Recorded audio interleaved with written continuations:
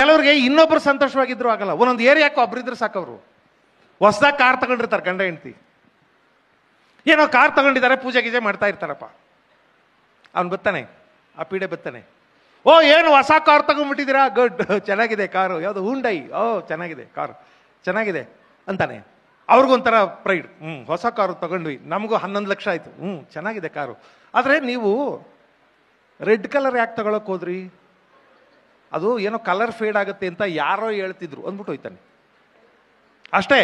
ಈಗ ಇವನ್ ತಲೆಗೊಂದು ಹುಳ ಬಿಟ್ಟ, ಅವ್ನು ತಪ್ಪು ಮಾಡದ್ನ, ರೆಡ್ ಕಲರ್ ತಗೊಂಡು ತಪ್ಪು ಮಾಡದ್ನ, ಇವನಿಗೆ ಸಂತೋಷ, ಸಾಯಿ ನನ್ನ ಮಗನೇ, ಅವ್ನು ಸಂತೋಷ ಪಡ್ತಾವಲ್ಲ ಕಾರ್ ತಗೊಂಡಿದ್ದೀನಿ ಅಂತ, ಒಂದು ಹುಳ ಬಿಟ್ಬಿಟ್ಟ.